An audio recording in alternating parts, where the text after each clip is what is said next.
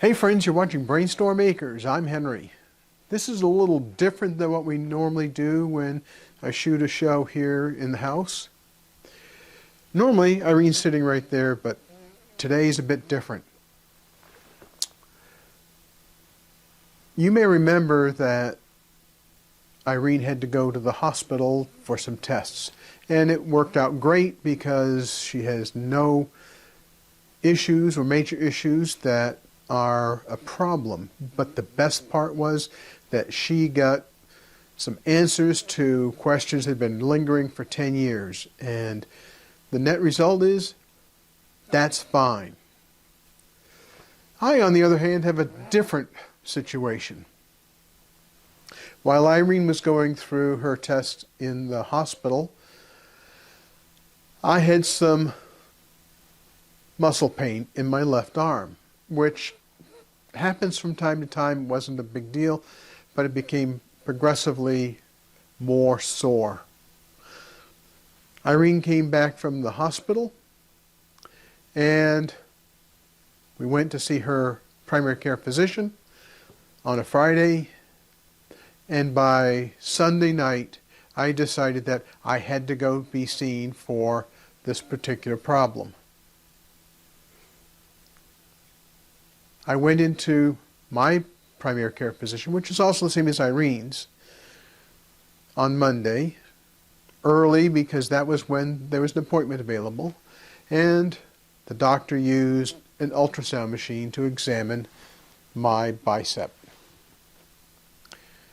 Well, I was pretty sure I knew what the problem was. I'd sent him some information in a text for the upcoming appointment, and also some notes for the appointment itself.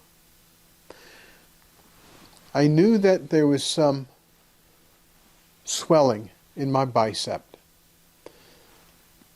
The bicep actually has two attachment points on the top, this part closest to your shoulder, and then one down by the elbow. Now, we had a nice discussion on Monday morning, and we came to a conclusion about what was going on. Well, it was very obvious from the ultrasound. The good and bad part about having worked in the ultrasound business is that you get an idea about how it works and what you're looking at. Unfortunately, as he was scanning my arm, you could see the tendon on the ultrasound is just beautiful, and all of a sudden there's a black spot where the tendon should be. There's a little bit of remnants of the tendon sheath, but there was no tendon. And as you went down, all of a sudden, you could find the frayed end of the tendon. That's not good. Now, in the old days, well, say 10 years ago, the kind of go-to solution was go have surgery. So there's really two options. One is you go get the muscle tendon reattached to your arm. It's not going to be the same place. It'll be someplace different because the place where it was supposed to be attached has been torn. The physicians consider that a rupture, but we'll just call it a tear. The alternative to surgery is to sever the tendon completely. Now, the question, obviously, that I had was, what's the outcome difference between surgery and no surgery? Well, one of the problems with surgery is that it's a 3 to 6 month recovery period. And I have other things to do other than be nursing a surgical site on my arm.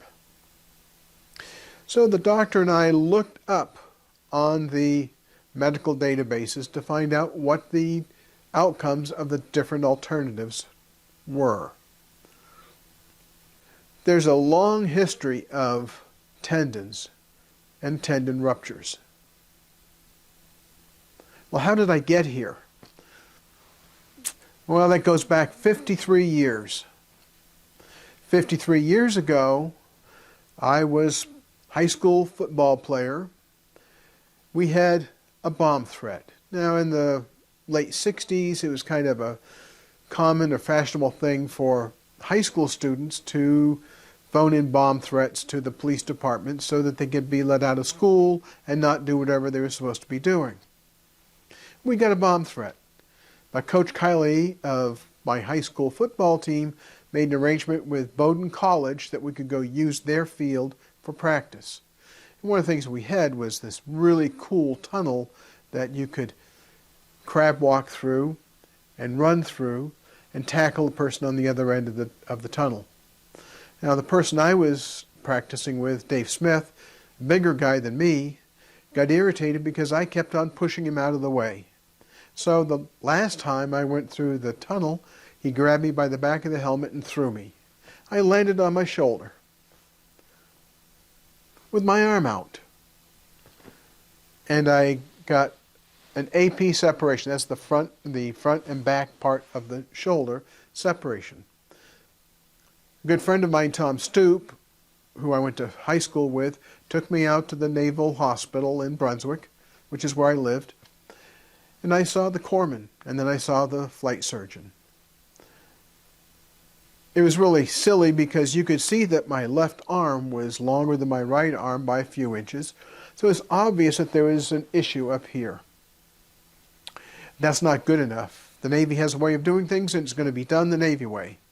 So I stood in front of an X-ray machine with sandbags, one in each hand, which hurt quite a lot, to have an X-ray taken of my shoulder. The surgeon told me, you have a separation of your shoulder. There's two ways to treat this. One is we can put a pin in your shoulder, and you get to decide which way you're going to move it for the rest of your life, or we could use this new treatment that we've been using, which is using steroids. If it works, you'll be able to move your arm normally. You'll have to do some ongoing physical therapy pretty much for the rest of your life to strengthen that shoulder, but if it works, you'll have good use of that shoulder. I chose that, and that seems to be the nexus of the reason why I have this tendon rupture. Fast forward to last Friday, I went to the physician's office to participate as a guinea pig for an ultrasound class that he was teaching.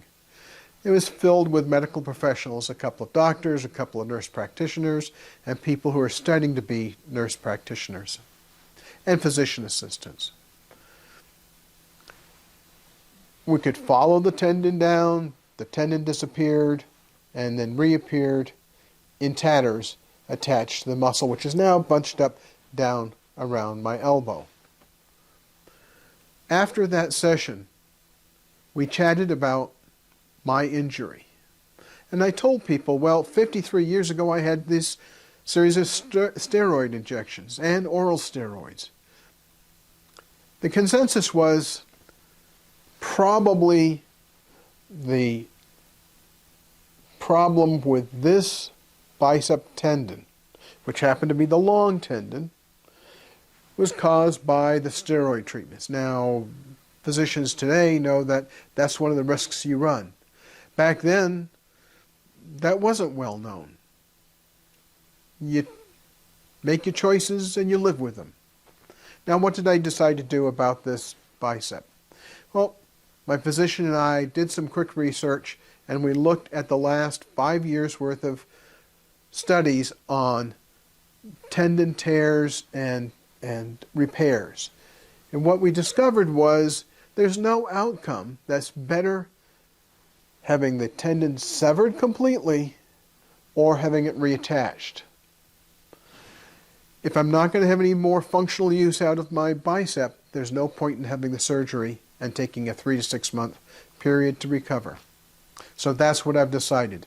Now there's residual pain here, and that will eventually at least lessen. It may completely go away, but at least I'm not going to be taking probably 6 months out of my life to recover from surgery on that bicep. Well, what about the future? Well, since I had so much cortisone injected in my body, there's a likelihood that I'll have other tendons that might get micro tears in them or could rupture. I'm not worried about it. What's going to happen is going to happen, and I'll deal with it when it happens. Well, thanks for watching.